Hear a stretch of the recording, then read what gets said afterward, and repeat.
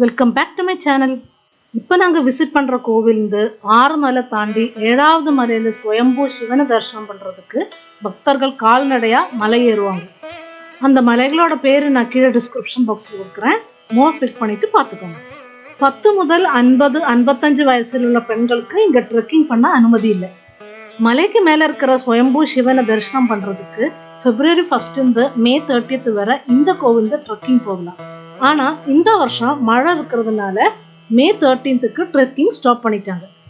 பஸ்ஸில் வரீங்கன்னா கோயம்புத்தூர் ரயில்வே ஸ்டேஷனுக்கு தமிழ்நாடு டிரான்ஸ்போர்ட் பஸ்ஸில் ₹25, ₹50 ப்ரீமியம் பஸ் டிக்கெட் எடுத்துகிட்டு உங்களுக்கு இந்த கோவிலுக்கு வரலாம்.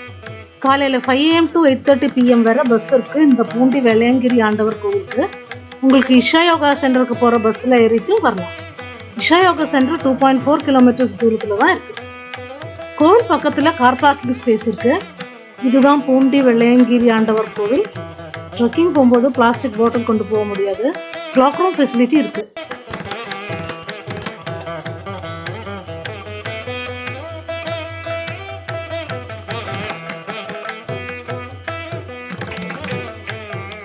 பலுவாம்பட்டி ஃபாரஸ்ட் ரேஞ்சு தான் வெள்ளையங்கிரி மலை யாத்திரை பாதை.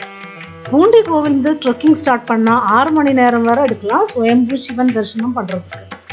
அப்போ உங்களுக்கு மலை ஏறதுக்கு உதவியாக இந்த பேம்பூ ஸ்டிக்ஸ் வாங்கிக்கலாம். உங்களுக்கு இந்த ஸ்டிக்கு உங்களுக்கு கோவிலே கிடைக்கும், ₹30. நாங்கள் வெள்ளையங்கிரி ஆண்டவர் கோவில் விசிட் பண்ணது இந்த ட்ரெக்கிங் பேன் பண்ண கொஞ்ச நாளுக்கு முன்னாடி தான். பூண்டி டெம்பிள் யாருக்கு வேணால் விசிட் பண்ணலாம்.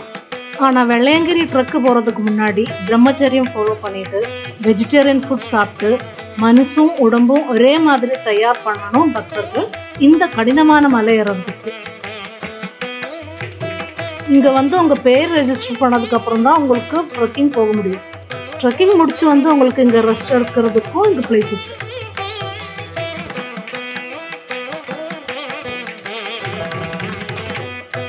இந்த கோவிலுக்கு கொஞ்ச நேரம் உட்காந்தாலே உங்களுக்கு ரொம்ப மன நிறைவாக இருக்கும்.